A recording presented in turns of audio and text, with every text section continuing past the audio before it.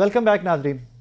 ریاض صاحب, یہاں پہ ایک سوال اس ساری جو ہے نا بحث, اس میں ایک سوال پھر سے بار بار جنم لیتا ہے کہ یار مینڈیٹ ہے آپ کے پاس, جس طرح میاں صاحب کہہ رہے ہیں کہ 2/3 میجورٹی ہو تو آپ کر سکتے ہیں, لیکن اخلاقی طور کے اوپر بھی ایک ڈسکشن ہے کہ 8 فروری کا الیکشن جو ہے ابھی تک اس کے اوپر بہت سارے سوالات ہیں. ابھی تک بہت ساری سیٹیں ہیں جہاں پر لوگ فارم 45 لے کے گھوم رہے ہیں کہ جناب اے ویکھو اے ویکھو اے ویکھو. اخلاقی طور کے اوپر مینڈیٹ ہے گورنمنٹ کے پاس؟ دیکھیں جنرل لیجسلیشن کے لیے تو کوئی وہ بالکل نہیں ہے, لیکن اب دیکھیں جیسی بھی ہے میجارٹی ان کے پاس ہے سرے دست انٹل انلیس کہ اس کو ایدر وے اس کو چینج کر دیا جائے.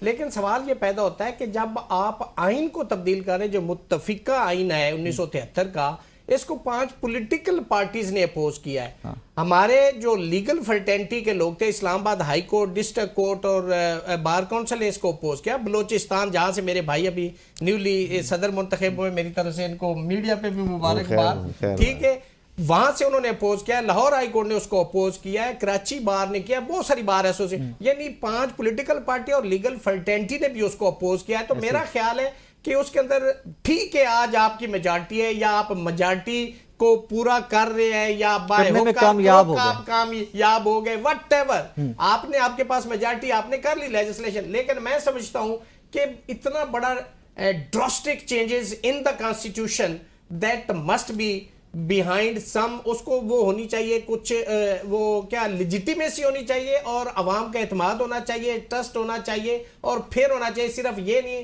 کہ آپ اپنی سویٹ ول وش اور وم پہ آپ سمجھتے ہیں کہ کوئی بھی جسٹیفیکیشن دے کے آپ اس کو تبدیل کریں, تو یہ مناسب نہیں. آج لوگ اس کو اپوز کر رہے ہیں. بھٹو نے جب آئین بنایا تھا تو کسی نے اپوز تو نہیں کیا تھا, اور بڑا کمپریہنسو کانسٹیٹیوشن ہے, اور میں سمجھتا ہوں کہ بہترین کانسٹیٹیوشن ہے, اس کے اندر تبدیلی کی بھی ضرورت نہیں. درآمد ہو جائے, باقی وہ اس پہ عمل درآمد لکھا. دیکھیں چیپٹر نمبر 2 جو ہے 1973 کا 8 سے 28 آرٹیکل مجھے بتائیں آج تک امپلیمنٹ ہوا ہے. مجھے ایک آرٹیکل 4 ہے کہ جی every citizen of Pakistan shall be dealt in accordance with law. مجھے وہ امپلیمنٹ کر کے دکھا دینا آپ ثاقب بھائی, آپ بڑے سینئر جرنلسٹ ہیں, مجھے بتا دیں اس کی کوئی مثال دے دیں. لوگوں کو ریزرویشن ہے. تو اس میں آئین کی بات کو آگے بڑھاتا چلوں. جب یہ 26 سے ترمیم لا رہے تھے تو اس میں جو پاکستان کی جو میجر پارٹیاں جو ہے جو کچھ نمائندگی رکھتی ہیں پارلیمنٹری, ان کے درمیان بھی مشاورت کا عمل جاری تھا.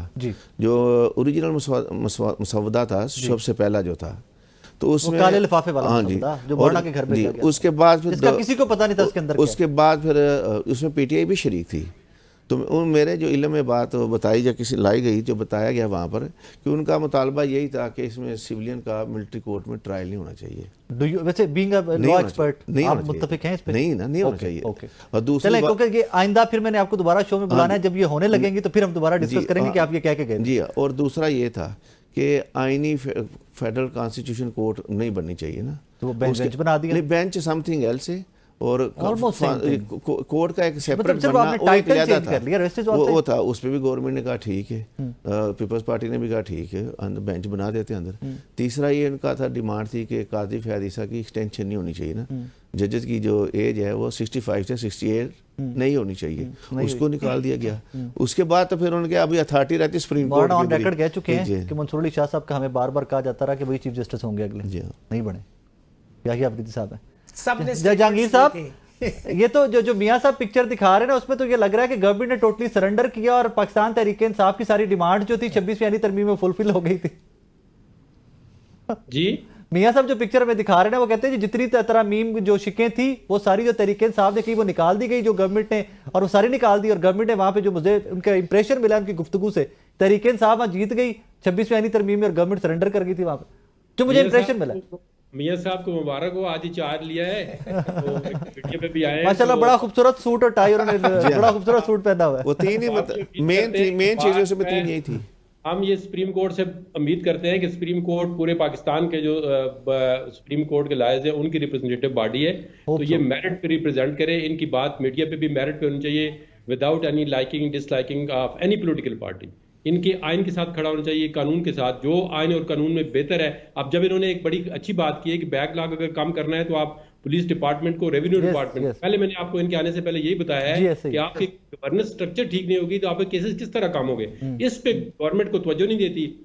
सुप्रीम कोर्ट के अंदर वाहिद मकसद उनका ये है कि बैलेंस किसी ने, आप ये देखें अभी आपने तो कहा जी अभी नई खबर आई है कि जी उसमें प्रैक्टिस एंड प्रोसीजर कमेटी में एक कॉन्स्टिट्यूशनल बेंच का जो है बंदा वो होगा। अब देखें जितनी काम ये कर रहे हैं ना, एब्रप्टली ये तरमीम कर दो वो तरमीम कर दो। देखिए तरमीमें करने का बिल्कुल राइट है, 239 आर्टिकल जो है कॉन्स्टिट्यूशन का, उसमें पार्लियामेंट के अख्तियार है, लेकिन पार्लियामेंट का अख्तियार लिमिटेड है कि आप बेसिक स्ट्रक्चर कॉन्स्टिट्यूशन की नहीं चेंज कर सकते। क्या पार्लियामेंट खैबर पख्तूनख्वा का कोई हिस्सा काबुल के हवाले कर सकती है? इतनी बख्तियार है पार्लियामेंट। क्या खैबर पख्तूनख्वा का नाम जो है उनकी लोगों की रजामंदी के बगैर चेंज कर सकती है? क्या पंजाब का कोई हिस्सा इंडिया को दे सकती है? पार्लियामेंट नहीं दे सकती। उसकी वजह यह है कि आप basic structure of the constitution को चेंज नहीं कर सकते, आप अदलिया की आजादी पे कदगन नहीं लगा सकते। ये आइन आपको पता है, आइन पाबंदी लगाता है। उसी 239 आर्टिकल में ये लिखा हुआ है कि कोई भी तरमीम किसी कोर्ट में चैलेंज नहीं हो सकती। क्या आज दिन तक तरमीम कोई चैलेंज नहीं हुई है? रोजाना आज देखें कितनी दरखास्तें हुई हैं, पहले कितनी तरमीमें चैलेंज हुई। आइन का ये मतलब नहीं है जो आइन पे लिख दिया गया है तो वो कुरान का रूफ है, वो चेंज नहीं हो सकते या उनकी इंटरप्रिटेशन नहीं हो सकती। तो जो भी गवर्नमेंट तरमीम करती है, देखिए आइन हमारा है, ये 25 करोड़ अवाम का, ये किसी पोलिटिकल पार्टी का नहीं है, ये किसी की तंजीम का नहीं है, ये किसी दो पोलिटिकल पार्टी का नहीं है, ये किसी इंस्टीट्यूशन का नहीं, ये अवाम का है, 25 करोड़ अवाम। जब आइन में तरमीम करते हैं तो उसको डिबेट के लिए खुला छोड़ें, उसको सेमिनार कराएं। अब ये तो नहीं रात के अंधेरे में आप लिफाफा लेके आ जाएंगे, आइन में तरमीम करनी है, एक लिफाफा लेके आएंगे, आज कानून तब्दील करना है, आज जजेस 34 कर दें, आज जजेस 12 कर दें, आज 8 कर दें। ये इस तरह काम नहीं चलता। आप एक देखें ना, अगर आप जुडिशियल रिफॉर्म लगाना चाहते हैं, ये दोनों मेरे भाई प्रेसिडेंट, एक हाई कोर्ट का एक सुप्रीम कोर्ट का, देखिए आप सुप्रीम कोर्ट बार के अंदर लाएं, हम भी डिबेट करें, ये भी डिबेट करें। That is the only question, debate करवाएं और उसके बाद लेके आए। जहांगीर साहब आपका शुक्रिया, मियां साहब आपका शुक्रिया, रैसर आजाद साहब आपका शुक्रिया। नाज़रीन आज का शिखा इस दुआ के साथ इजाजत दीजिए कि कोई भी लेजिस्लेशन, कोई भी तरमीम, कोई भी 2/3 मेजोरिटी वाली गवर्नमेंट कहीं पर भी बैठी हो, उसका मकसद आपकी और मेरी बेहतरी हो। अपना बहुत सारा ख्याल रखिएगा, दुआ में याद रखिएगा।